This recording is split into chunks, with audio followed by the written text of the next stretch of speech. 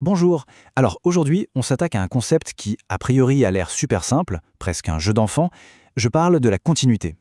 Mais attention, derrière cette simplicité se cache en réalité l'une des idées les plus puissantes et les plus fondamentales de toutes les mathématiques. Pour commencer, une petite expérience toute simple.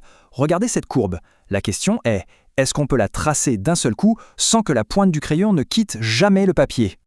Si la réponse est oui, eh bien voilà, on vient de toucher du doigt l'idée intuitive de la continuité. C'est ce qu'on appelle, de façon assez parlante, le test du crayon. Bon, explorons un peu cette idée, cette image mentale qu'on a toutes et tous en tête. Donc voilà la définition de départ. Elle est visuelle, elle est simple, et honnêtement, pour la plupart des fonctions qu'on croise dans la vie tous les jours, ça marche très bien. Mais, attention, ce test a ses limites, et c'est justement là que les choses deviennent vraiment intéressantes. Parce que se passe-t-il quand cette belle image d'un trait parfait se brise? Face à ces graphiques cassés, notre test du crayon, il est complètement dépassé. Il nous faut quelque chose de plus solide pour décrire ce qui se passe. Il nous faut une définition mathématique bien plus rigoureuse. Regardons bien la différence. À gauche, tout va bien, la courbe est lisse. Mais à droite, on a la fonction partie entière. Alors qu'est-ce que c'est que ça? C'est une fonction qui, pour n'importe quel nombre, va chercher le plus grand entier juste en dessous. Par exemple, pour 2,5, c'est 2. Pour 3,9, c'est 3. Et le résultat? Ça crée cet effet d'escalier, avec des sauts à chaque entier. Et là, c'est clair, impossible de la tracer sans lever le crayon. Donc on voit bien que la discontinuité, ce n'est pas juste un seul truc, ça peut prendre plusieurs formes. On a le saut brutal, comme pour notre escalier. Parfois c'est juste un petit trou, un seul point qui manque et qu'on pourrait presque reboucher à la main.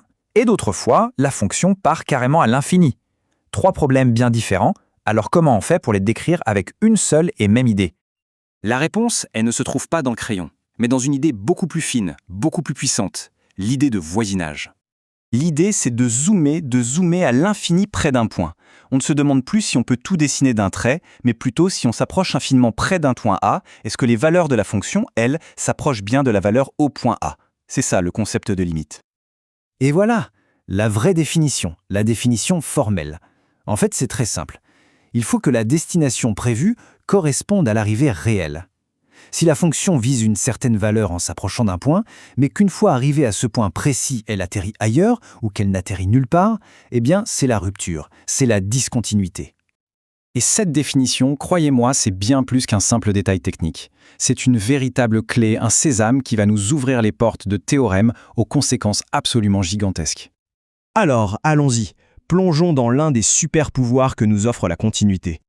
Pour bien comprendre, on va prendre un exemple que tout le monde peut visualiser. Imaginez une étape de montagne du Tour de France.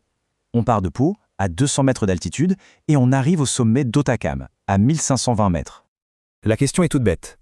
Est-on absolument certain qu'à un moment de leur ascension, les cyclistes vont se trouver pile à l'altitude de 1000 mètres? La réponse, c'est une évidence. Bien sûr que oui. Un cycliste ne peut pas se téléporter. Il ne peut pas passer de 999 mètres à 1001 mètres sans traverser toutes les altitudes entre les deux. Son parcours, son altitude en fonction du temps, c'est une fonction continue. Eh bien, cette intuition, c'est précisément ce que dit le grand théorème des valeurs intermédiaires, le TVI. Il nous offre une garantie mathématique, si un processus est continu, il est obligé de passer par toutes les valeurs intermédiaires entre son point de départ et son point d'arrivée. Pas d'échappatoire. Mais le point le plus important, c'est que ce théorème n'est pas juste une jolie description. C'est un outil formidable pour trouver des réponses à des problèmes concrets. Le théorème nous dit, oui, c'est sûr, il y a un endroit où l'altitude est 2000 mètres. C'est génial, mais où exactement? Pour localiser cette solution, on utilise des algorithmes qui sont directement inspirés par le théorème. Et c'est là qu'intervient la méthode par dichotomie, qui est juste brillante de simplicité. On sait que la solution est quelque part dans un intervalle, d'accord? On coupe cet intervalle pile en deux. Et là, moment clé, on regarde le signe de la fonction au milieu. Si le signe est opposé à celui du début, bingo, la solution est dans la première moitié. Sinon, elle est dans la seconde. Du coup, on jette la mauvaise moitié et on recommence avec un intervalle 2 fois plus petit. À chaque étape, on resserre les taux. On se rapproche de plus en plus de la solution avec une précision redoutable. Et voilà pourquoi tout ça est si important. Ce théorème nous garantit que des solutions existent à des problèmes parfois très complexes. Il est au cœur du fonctionnement des GPS, des calculs en ingénierie. Il modélise la nature même du changement progressif qui nous entoure. En résumé, la continuité, c'est tellement plus que dessiner sans lever le crayon. C'est le langage mathématique qui nous permet de décrire avec une précision incroyable un monde en mouvement, un monde où il n'y a ni rupture ni téléportation.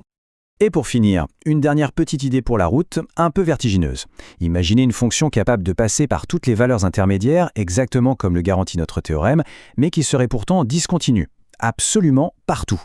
Une sorte de fantôme mathématique qui toucherait toutes les altitudes sans jamais avoir un trajet stable. Possible ou de la pure folie? Ça semble défier toute logique, n'est-ce pas? Et pourtant, la réponse est oui, ça existe. Ce qui prouve que les mathématiques ont encore plein de surprises en réserve, bien au-delà de ce que notre simple crayon peut dessiner.